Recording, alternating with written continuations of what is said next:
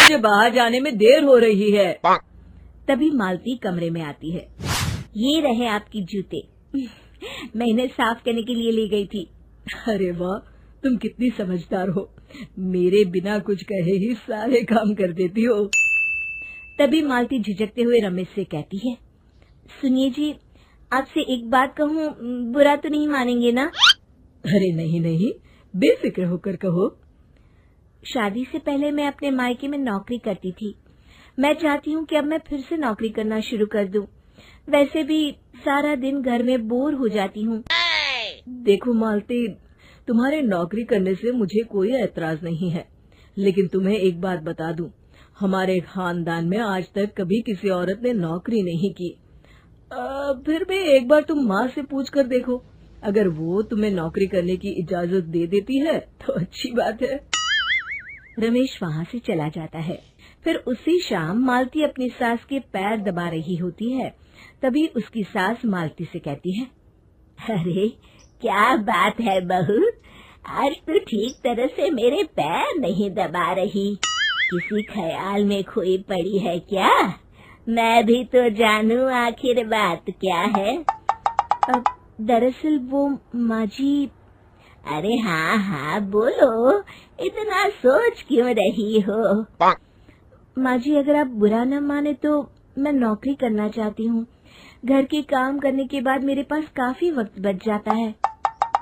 मालती की ये बात सुनकर उसकी सास गुस्से में कहती है, अरे बहू, तेरी तबीयत तो ठीक है ना? आज ये कैसी बहकी बातें कर रही है? भला हमारे खानदान में आज तक कभी किसी औरत ने नौकरी की है जो तू नौकरी करने की बात कर रही है, हैं? अरे बहू, तू क्या रिश्तेदारी में हमारी नाक कटाना चाहती है? जितना जल्दी हो सके अपने दिमाग से नौकरी का भूत उतार दे, और अब जा, जल्दी से रसोई में जा, खाना बनाने का वक्त हो रहा है। मालती मन मार कर खाना पकाने के लिए रसोई घर में चली जाती है। अगले दिन, नमस्ते माँ जी, कैसी हैं आप? अरे आओ आओ दिवाकर बेटा, बैठो, मैं तुम्हारे लिए चाय मंगाती हूँ। बहू, जरा एक कप चाय तो लेती आना। फिर दिवाकर एक फाइल खोलकर मालती की सास के सामने रख देता है। ये देखिए माँ जी, ये है पिछले महीने का हिसाब और ये रहे मुनाफे के रुपए। एक बार हिसाब देख लीजिए और इन कागजों पर अपने दस्तखत कर दीजिए।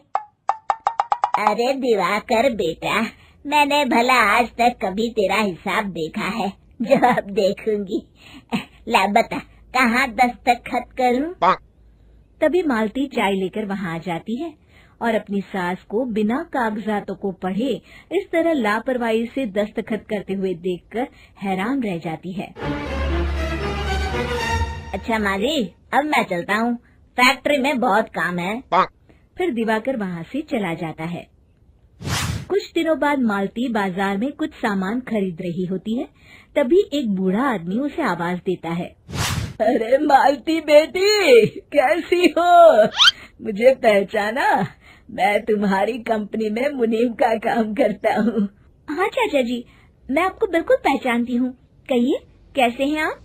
मैं तो ठीक हूँ, कंपनी में कुछ भी ठीक नहीं चल रहा, यहाँ तक कि हमें ठीक वक्त पर तनख्वाह भी नहीं मिलती। ये आप क्या कह रहे हैं? अब क्या बताऊं, आप लोग तो कभी हिसाब किताब देखने दफ्तर आते नहीं।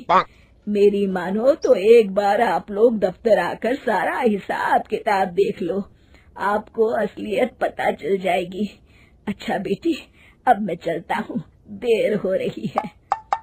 फिर वो बूढ़ा वहाँ से चला जाता है। वहीं दूसरी तरफ मालती घर पहुंचकर अपनी सास को सारी बात बताती है। तभी वहाँ रमेश भी आ जाता है, लेकिन मालती की सास मालती की किसी भी बात पर विश्वास नहीं करती।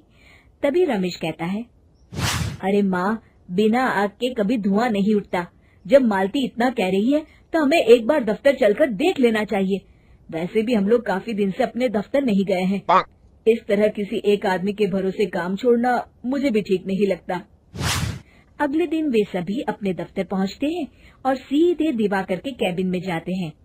अचानक सबको एक साथ देखकर दिवाकर चौंक जाता है। अरे माँ जी, आप सब लोग अचानक यहाँ कैसे आ गए?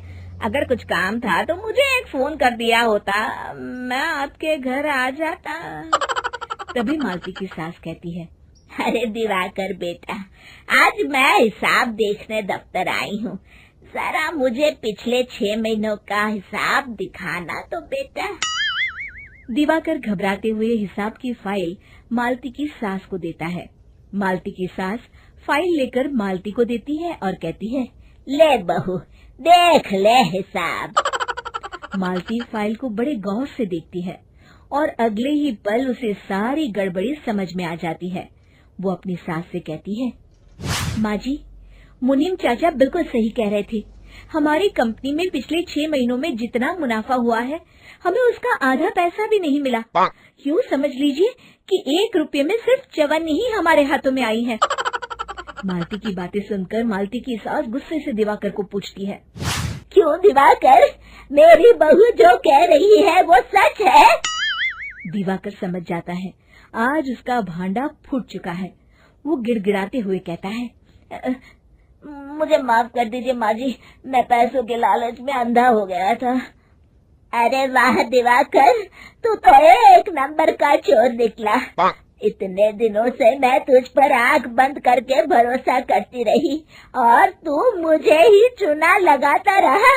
अभी के अभी निकल यहाँ से और दोबारा अपनी शक्ल मत दिखाना। दिवाकर वहाँ से भाग जाता है।